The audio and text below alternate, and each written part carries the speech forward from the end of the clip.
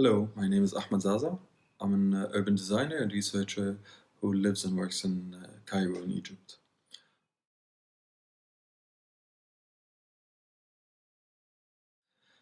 Participatory planning is a kind of planning, a type of planning that includes different stakeholders to be main givens in the development or the upgrading equation.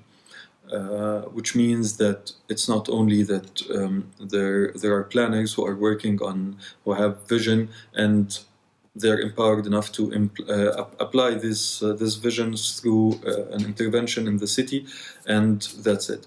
No, actually, participatory planning, it includes the users who will be using this project or they're living where the project will be implemented.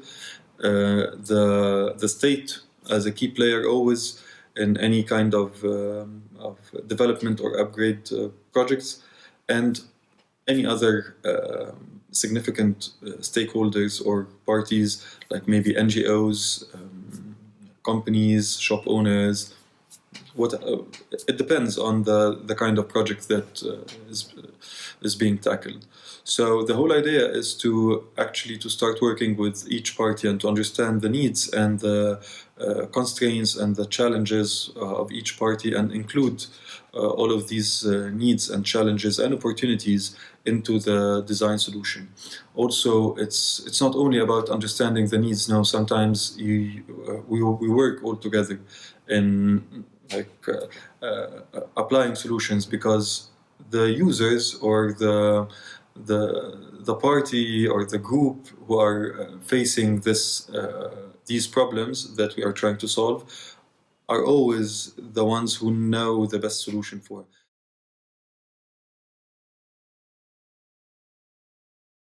That first of all, there's a huge problem of trust between the residents and the government, because they're always seeing that the government is the enemy. But apart from the government, there's another problem, is that there are always students from universities or other researchers who are going to several areas and working on research, and of course to make their life easier while doing the research. So sometimes they promise the neighbor, I'm sorry, they promise the residents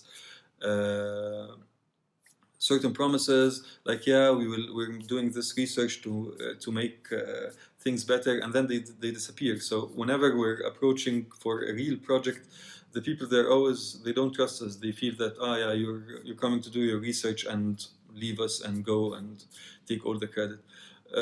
Of course, this is a huge problem of trust. That I will give an example for Maspero. Maspero, the first time we went there, we were about to get beaten, and I mean it. Yeah, the people were really vicious, and they didn't want to listen from us. And some people actually started shouting at us.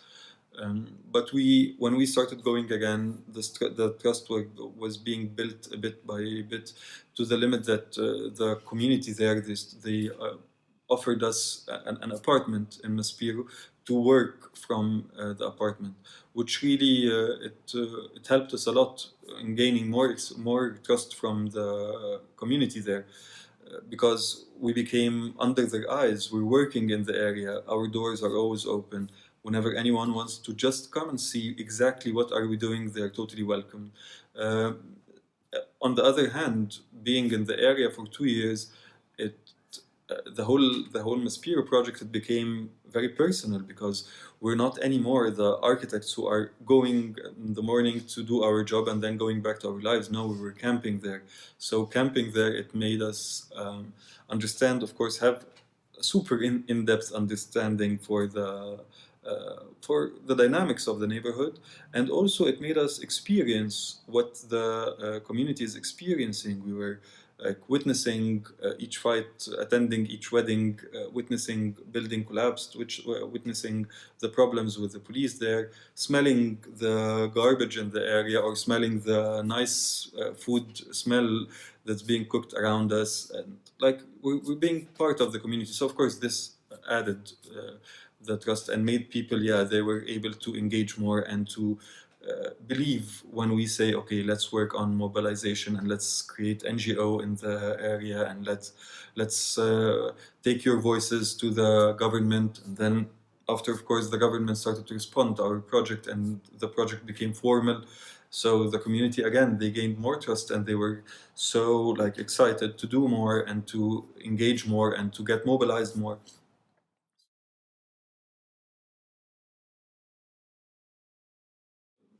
As I was saying, we're always working under participatory approaches, and participatory approaches means to include each and every stakeholder. And of course, the state is always a main stakeholder. And in my point of view, the state is always the main challenge, actually, because I totally understand that their position, because they always have to give to legalize the whole framework and to give permissions and to approve the proposed project, and sometimes, which is the most important problem, is to fund these projects. So of course, there's always this kind of resistance. They're always trying to pay less, which totally understood for any kind of money holder entity. The main problem is always that, of course, there's different language. We are speaking different language. Whenever we're trying to build bridges to fill the gaps between us and them, it's always really like a hectic process. For example, if we're working, like I'm working now on another historical neighborhood that the government want to demolish, and it's a historical neighborhood. It's part of historical Cairo, the fabric of the historical city.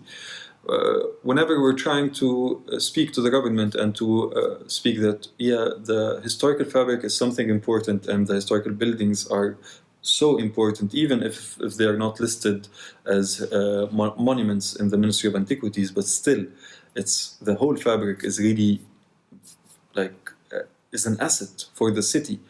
It's always they're always like they don't get this. We're always like really having hard times to convince them that okay, this is an asset. You shouldn't be losing that easy. So this is what I mean by different language. That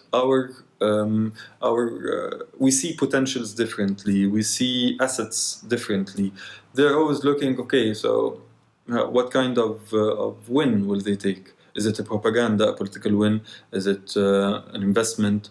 Is it like providing services and like let services go out of their minds? Okay, we provided everything for the bigger neighborhood in this spot. So yeah, sometimes there are always like problems that dealing with each other.